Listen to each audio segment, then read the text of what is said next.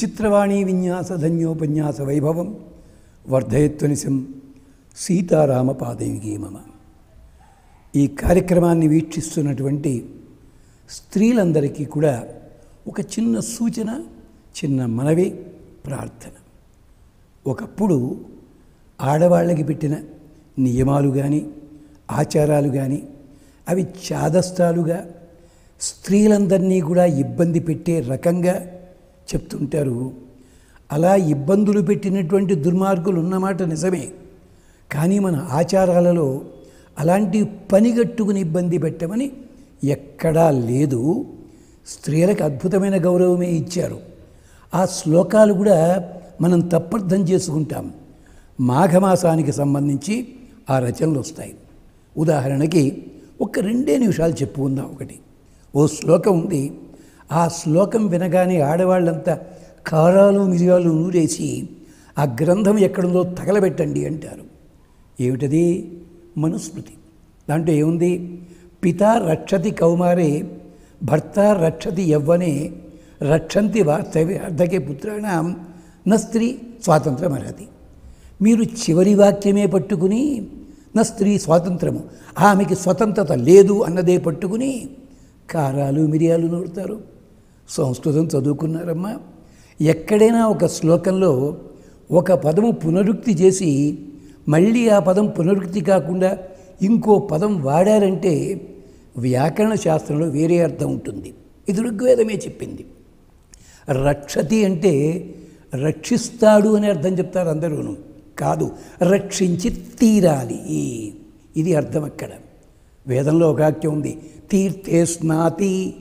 తీర్థంలో స్నానం చేస్తాడు కాదు, తీర్థములో స్నానము చేసి తీరాలి. ఇక్కడ బాధ్యత మగవాళ్ళకే చెప్పారు. ఆమె బాల్యంలో ఉండగా, కౌమారంలో ఉండగా తండ్రిగా ఉన్న పెద్ద మనిషి రక్షించి తీరాలి. రక్షిస్తాడు కాదు, నియమం. పిత రక్షతి, భర్త రక్షతి. వివాహం చేసుకున్న తర్వాత ఎట్టి పరిస్థితుల్లోనూ ఆమె రక్షణ బాధ్యత భర్తకి మాత్రమే. వార్ధక్యంలో సంతానము. చివరి వాక్యం ఏమిటండి? స్వాతంత్రం అంటే విచ్చలవిడితనం కాదండి, స్వతంత్ర. ఎప్పుడూ కూడా స్త్రీ తనను తాను రక్షించుకునే స్థితి లోపల ఉండడానికి వీల్లేదు. అది అర్థం అక్కడ. సెల్ఫ్ ప్రొటెక్షన్ అంటున్నారే, ఆ బాధ్యత ఆడవాళ్ళకి అప్పచెప్తే అది పరమ దరిద్రం అన్నాడు శాస్త్రంలోను. వీరమిత్రోదయం అనే గ్రంథంలో ఆడవాళ్ళ ఆభరణాలు వర్ణిస్తూ ఆభరణాలు ఎందుకయ్యా అన్ని రకాలని ఆయన ఇదే శ్లోకం చెప్తాడు. ఆడవాళ్ళు పెట్టుకునే ఒక్కొక్క ఆభరణం ఉందే, ఇవన్నీ కూడా షో కోసం, అందం కోసం కాదుట. ఒక్కొక్క ఆభరణంలో ఒక ప్రత్యేకత ఉంటుందట. ప్రమాదం ముంచుకొస్తే ఈ ఆభరణాలతోటే రక్షణ చేసుకోవచ్చు.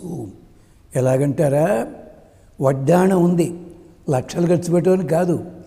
ఎవడైనా కానీ పొరపాటుని అడ్డం వచ్చినట్టయితే వడ్డాణం ఎలా చేస్తారో ఇప్పుడు ఎలా చేస్తారో తెలియదు, కానీ వడ్డాణములకు మధ్య భాగం మెత్తగానే ఉంటుంది, 2 అంచులు కత్తి పదులతో ఉంటాయి. తీసి కొట్టినట్టయితే అవతలవాడు పోస్ట్ మార్టం కూడా దొరకడు. ఇలాంటిది ఒక చలనచిత్రంలో వాడుకున్నారు పెద్దలు ఒక చోట. అది అలాగా. చేతికి గాజులు ఉండాలి. మొదటి గాజు బొడిపెలు ఉండాలి, 2వ గాజు అంచులు ఉండాలి, 3వ గాజు సన్నగానే ఉండాలి. చేత్తోటి పట్టుకుంటే 2వ చేత్తో కొడితే శిరస్సు మీద ఎందుకు పనికిరాడు. అలాగే మిగిలిన వాడికి కూడా పెద్ద నియమం చెప్పాలి. అస్త్రభూషణాధ్యాయము అని చెప్పి దాని పురాణంలో ఉంది, వీరమిత్రోదయంలో ఉంది. అందుకనే రక్షణ బాధ్యత ఎవరిది? భర్తదని చెప్పారు. అల్లా చెప్పారు తప్ప పని మనిషిలా మాత్రం చూడలేదు. అలాగే పెళ్లిలో కూడా చెప్పే చోట ఇంద్రాణి ఏతు ఎందుకు చెప్పినా, అమ్మా నువ్వు వెడుతున్నది సామ్రాజ్యానికి, సామ్రాజ్ఞి భవ. ఎందుకని చెప్తున్నాం? ఈ కుబ్జ కథ చెప్పడానికే మాట్లాడుతున్నాం మనం. అందుకని ఈ కుబ్జ కథ కూడా అలాంటిదే. ఆమె దుఃఖంతో ఉంది. ఇలాంటి పాపం పోవాలంటే పాతకాలపు రోజుల్లో విగత భర్తృకలు వస్త్రాలు ఎలా ధరించాలి, ఎలా తిండి తినాలి, ఇదంతా చెప్పారు. దీనికి మూలం ఎక్కడుందని ఎవళ్ళైనా విద్యాధికులైన స్త్రీలు, విద్యాధికులైన వాళ్ళు ఎక్కడైనా చూచారా? ఎంతసేపు కూడా వాడు చేశారు వీడు చేశారు. ఒక్కసారి మహాభారతం తీయండి. ధృతరాష్ట్రుడు పాండురాజు పుట్టే చాప్టర్ ఉంది, అధ్యాయం. అక్కడ భీష్ముడు ఆ మహాతల్లికి చెప్పాడు. ఎవరికి? పెద్దావిడికి. ఏమిటి? ఆ మహాతల్లి ధృతరాష్ట్రుడి తల్లిగారు ఉన్నారు కదా, ఆవిడ ఆ మహాతల్లికి చెప్తాడు, సత్యవతీదేవికి ఈ నియమాలు ఎక్కడి నుంచి వచ్చాయో చెప్పాడు. దానికి కూడా మళ్ళీ పురాణ గాథ ఉంది, అది కూడా మనకి మాఘమాసంలో వస్తుంది. అందుకని ఇది పనిగట్టుకు పెట్టింది కాదమ్మా. అంచేత ఇక్కడ ఈ కుబ్జ అన్న అమ్మాయి తన కష్టం వస్తే ఆ కష్టం పోవడానికి ఒంటి పూట భోజనం చేసింది. అంతేకాదు ఒంటిపడి కడుపు మార్చుకోలేదు, రోజంతా కలిసి ఉండేలాంటి భోజనం చేయాలి చేసింది. స్నానాలు చేసింది, వల్కలము ధరించింది. అలాంటి ఆవిడ పుణ్యవశం చేత ఈ యుగంలో ఈ కష్టపడ్డప్పటికీ ఈమె కాస్త ఊర్ధ్వలోకానికి వెళ్ళి విష్ణులోకంలో 6000 సంవత్సరాలుంది. అంటే ఏమిటి? ఎవళ్ళైనా సరే ఒక నియమం పాటించినప్పుడు లోకంలో వాళ్ళు కష్టపడిన సన్నివేశం ఉండొచ్చును. ఎంచేతంటే పూర్వకాలంలో చదువుకునేవాళ్ళు చాలా కష్టపడ్డారు. కానీ కష్టపడిన వాళ్ళు ఏం చేశారు? ఉన్నత ఉద్యోగం రావని కష్టం మర్చిపోయారు కదా వాళ్ళు. ఇదెందుకు మర్చిపోతున్నారు మీరు? అలాంటిది ఆ అమ్మాయి ఊర్ధ్వలోకంలో ఉండగా కింద లోకంలో 2 మహామహులు ఉన్నారు, తెలివితేటలు కలిగిన వాళ్ళు, మహాభక్తులు. వాళ్ళు ఎంత గొప్ప భక్తులంటే పరమశివుణ్ణి ప్రార్థించారు, ఇంద్రుణ్ణి ప్రార్థించారు, బ్రహ్మదేవుణ్ణి ప్రార్థించారు. బ్రహ్మదేవుణ్ణి అందరినీ ప్రార్థించి వాళ్ళకు వరం కోరుకున్నారండి. ఏమిటో తెలిసినా మనకందరికీ తెలివితేటలు. మరి వరం కోరుకున్న రాక్షసులు ఇచ్చిన దేవతలు తప్ప అది వాళ్ళు నాశనం ఎందుకు అవుతున్నారండి? చాలామంది పరమశివుల వారిని ఇదే తప్పు పడతారు. మరి వాళ్ళ భక్తులు ఎందుకు ఎదుగుపోతున్నారు?